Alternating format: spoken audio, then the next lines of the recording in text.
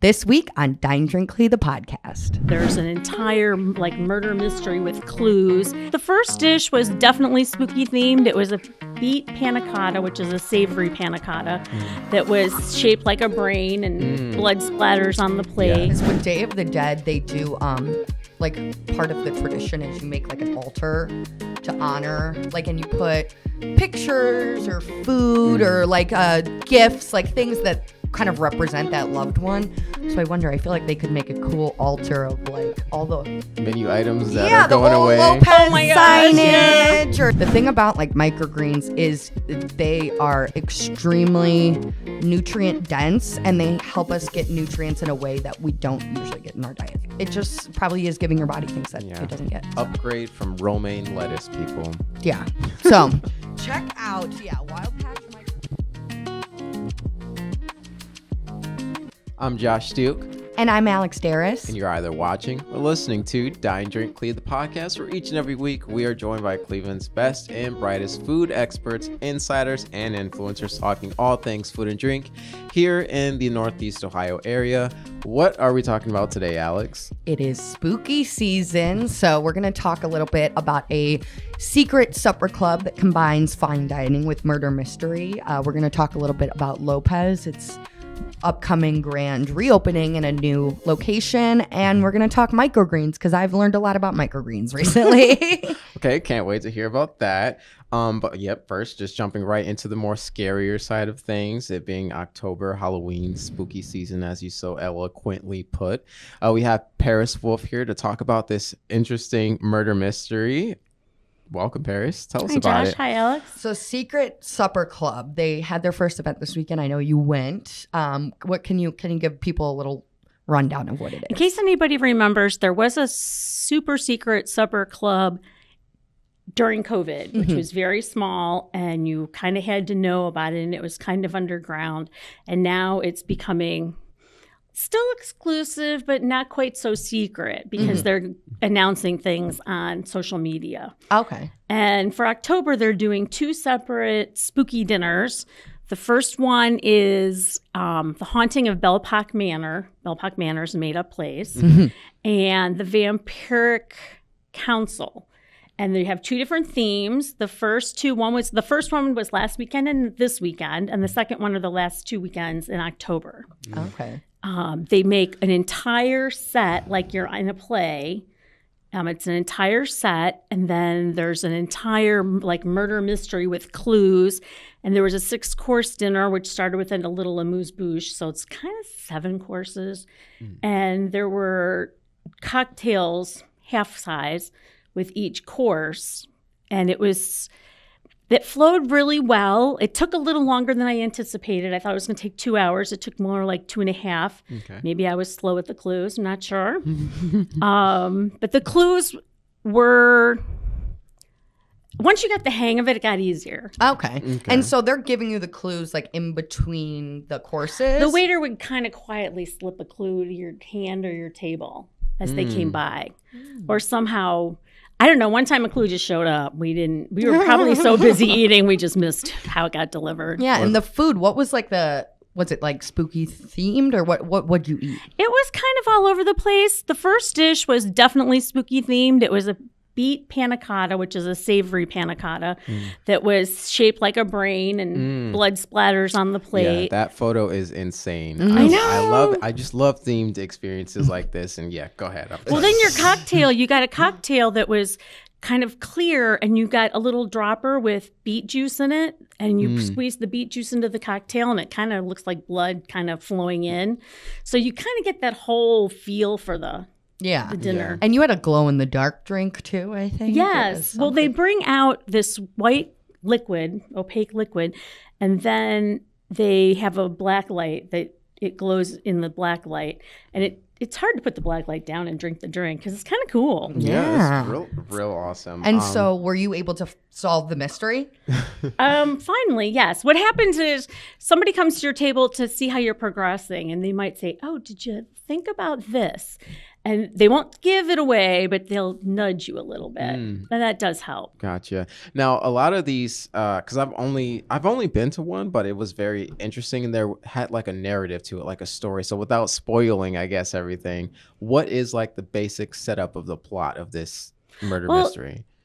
There's somebody killing a number of guests at the manor, and it's the same weapon all the time. And there are like 6 suspects. And then you get little newspaper clues, and you can sort of, by process of elimination, figure out who they are. But it's not quite that simple, because then there's a locked safe you have to open, and you have to solve riddles to get the combination. I would be so bad at this. I know. And then you're drinking on top of it. I was going to say, yeah, that would be a little hard. Yeah, I was gonna say, is that the reason you didn't miss? You missed wherever that clue came from? Just yeah, 2 because cocktails too many. You're drinking cocktails. You're eating food. They're bringing things at you. It's just lots to look at. Yeah. Yeah. And It's you cool. worked with a team on the your table. mystery, right? Or Actually, you just work with your table, and tables were up from 2 to 6, so it could be very intimate, just you and your partner. If you don't fight over who's going to get the clue first, and I think some people's ended a little differently. okay. But it could just be 2 to 6. It was nice because it's more intimate that way. Yeah. Unless you want to go make new friends and stuff and do a big party, but it was nice that way. So in terms of presenting this story, like, do they have hired actors that are like acting out getting killed in front of you? Like, how was it? Yeah, do like, you see a presented, murder? You know? No, darn it. No, I want somebody to be No. I know, right? But the waiters are they kind of go into character in a spooky manner kind of way. That's Okay. very cool. And this is at the Convivium 33? It's a gallery. Yes, Okay. it's at Convivium 33. It's on East 33rd Street in Cleveland at the former St. Josephat Church. And it's now an art gallery, and it's the coolest setting. It's very cool. Yeah, I was stalking their Instagram after seeing your story, because I'm like, this sounds right up my alley, like an escape room dinner, Halloween themed. Love it. And I was just so taken aback and surprised by like the presentation. Like, it's very high quality, smoke machines, spooky drinks, food, like you've been talking about. And one thing that I noticed in your story too that was pretty cool is that I think they said if you write the word secret on their Instagram, like they might Instagram message you a discount code or something. Yeah. Oh. Yeah. And their Instagram, just to be clear, is also funny because you said it's kind of a secret. Their Instagram label is at sort of secret supper club. So Yeah. it's kind Yes, of funny. Yeah. exactly. Yeah. And why do you think people should go check it out before the end of the month? Like, why do you think it's a cool I spooky- think it's a lot of fun. It's a lot different from a lot of things that you do typically. It's just food, drink, and solving a mystery. It isn't ironically, you should say escape room, because one of the organizers designs escape rooms and things like that for a living. Yeah. Oh. That's how you know it's good right there. Sold. So, Sold. well, we know what Josh is doing on his PTO next week. Do you think you'd be able to solve it? Are you good at that kind of stuff? Yeah, I actually do think so. Typically, just because I am a gamer, and I like to put myself in the mindset of like a game designer when I'm like playing games like this that are like very puzzly. So I'm like, well, if I was designing this, how would I trip people up? And I work back from that, That's a that smart sort of way to- mindset. This is my first experience, but I like that. That is, yeah. And you've been to a murder mystery before, you said? Yes, one time, and our table, we were very close to getting it, but we did not get it. And I don't think any of the other tables did either. And the experience I had, it was kind of like competitive from table to table. So I don't know if there was any like intense. group competitive element to yours. I'm competitive against myself, but I'm glad I didn't have to compete against other people. I'm glad I didn't have to work cooperatively with a lot of other people, because there were points where I'm like, I know that clue, let me see it. And my partner was like, I know it too. Yeah. And you could yell at each other because you know each other. Right. But not strangers. Right, Yeah. exactly. And for ours, it was like extra hard because you not only had to like identify who it was in this lineup of characters, but also like their motive. So like why they, did the things that they did. So it was very hard, but I think from what I remember, we got who it was, but the motive was a little off. But yeah. Yeah, very interesting. Seems like a fun way to kind of mix up your date night out, still have a nice dinner, but kind of indulge in the spooky season. So, So, just on the note of spooky things, I know it's not quite a spooky thing, but in relation to the Day of the Dead, I guess you could say this. Like, where are you going with this? Like being spooky. Yeah, well, I guess in relationship to the Day of the Dead, which is not necessarily like spooky season, but whatever. It's on brand. Close enough. We have a restaurant, Mexican restaurant in Chagrin Falls that is moving and kind of having like a opening ceremony at a new location in line with the Day of the Dead. So can you talk to us a little bit about that? Yeah, Lopez, which is historically started in the 80s down in Cleveland Heights, moved about a year ago. It had been closed. It opened a year ago in a location on Washington Boulevard in Chagrin Falls. And after a year, they're moving to a larger location in the square on Chagrin Falls. And they're changing their name from Lopez to Lopez 44 to reflect their address at 44 North Main Street. Okay. But they're going to do a Day of the Dead celebration to close the one restaurant, just to get people's attention and let them know it's going to change. That one's gone, and now there's a new one.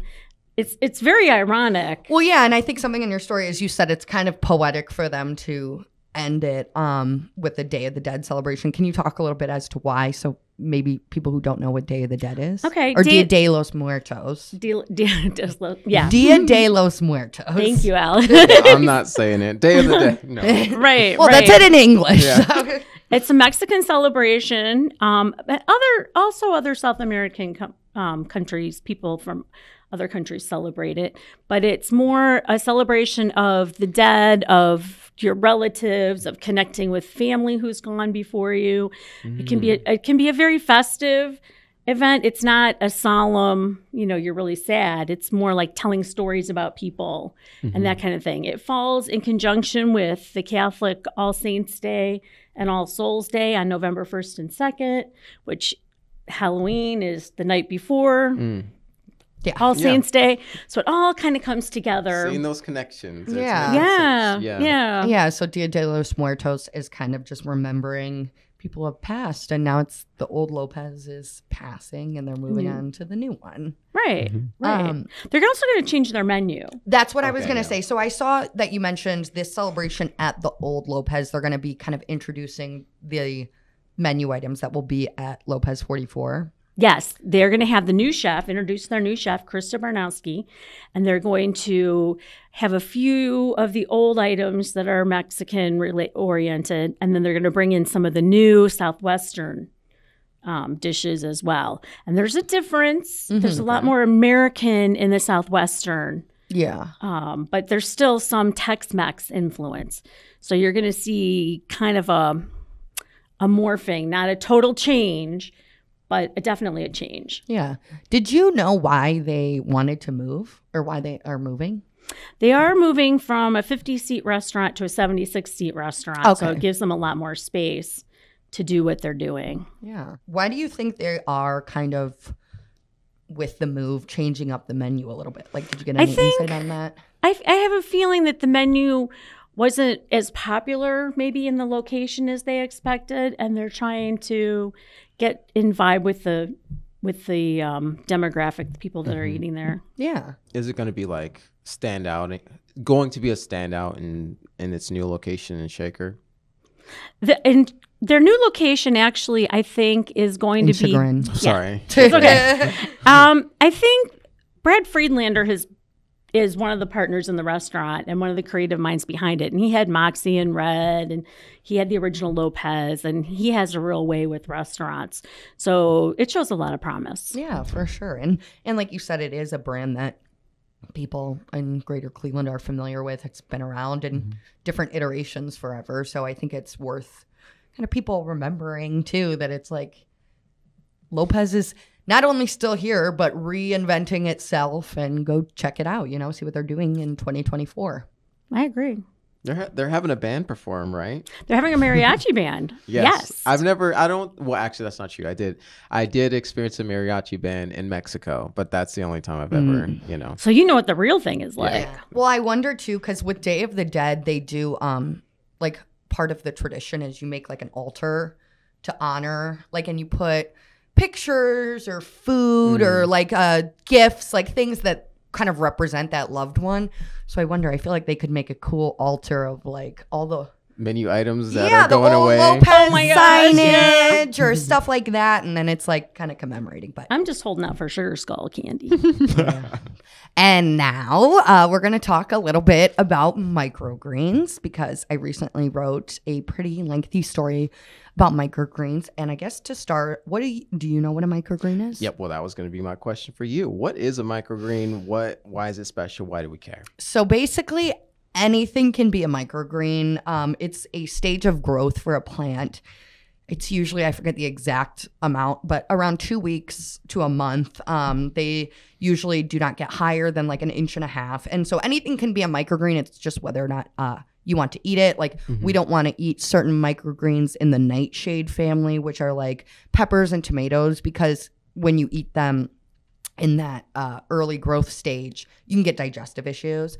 But the cool thing about a lot of other microgreens, which you can basically eat anything as a microgreen, from the most popular people probably know are like pea shoots or broccoli or beets or radishes. But you could have melons. You can eat sunflowers, which we can't eat full grown. You can eat them as a microgreen. So there's a lot of, especially Northeast Ohio, we have a lot of cool farmers. So I visited both the Chef's Garden out in Huron area and then Wild Patch Microgreens in Chesterland. And they're both growing really cool microgreens. And I think a lot of times people just think like, oh, it's that little green garnish on a plate, or oh, that doesn't do anything. Or they see a small pack of microgreens for $8 compared to a huge pack of spinach for $5, and it's like, why would I ever buy that? But the thing about like microgreens is they are extremely nutrient dense and they help us get nutrients in a way that we don't usually get in our diet. So each individual microgreen shoot has the same nutrients as the full grown plant. So it's all packed in that little amount. And usually they're honestly higher concentrated than the mature leaves, because when a plant grows and you water it and different nutrients get lost in the soil and stuff like that, they're very concentrated. So a lot of people, like, there's a lot of research on it. People say they can help preventing cancer, help reduce your blood pressure and things like that. But also it's just literally like, if it's 4 to 40 times the amount of nutrients, it's like eating this much amount of broccoli microgreens or 10 full bowls of like broccoli. You know what I mean? Or like that kind of sounds crazy. Like it's like you could never eat the amount of nutrients that you get in just a little amount of microgreens. So there's a lot of education with it because, like I said, people kind of tend to think it's something pretty, but first of all, they're loaded with flavor. Like the cantaloupe microgreens I ate, they taste like eating a cantaloupe. Like it's crazy.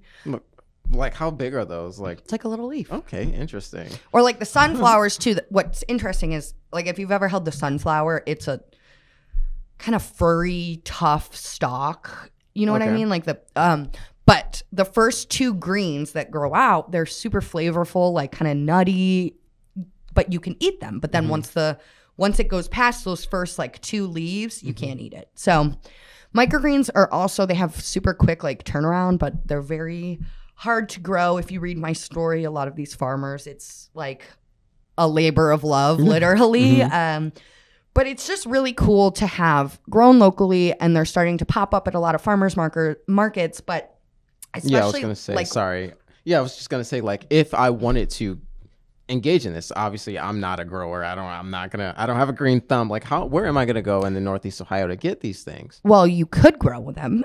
Some people literally start. A lot of these folks I talk to they just bought a little tray, grew it in their apartment window, and just saw what happened. But a lot of farmers markets and at a lot of restaurants. Wild Patch Microgreens specifically, they do like 80% of their business, I think they said, with restaurants. So they are growing specifically, they will grow specific varieties of microgreens just for a restaurant, or they'll grow it at a specific height just for a restaurant. So it's very cool to like see how they're being used, and especially with microgreens too, because they're so delicate, you can't really cook them. So the way to eat them is sprinkling them on pizza, putting them on a sandwich, scrambled eggs, like putting a huge That sounds good. It's really good. Especially if they're packed with that flavor too. Yeah, like, well, and Wild Patch microgreens, they call them patches, but they're basically blends where they'll put a couple different kinds of microgreens in a patch for people to maybe try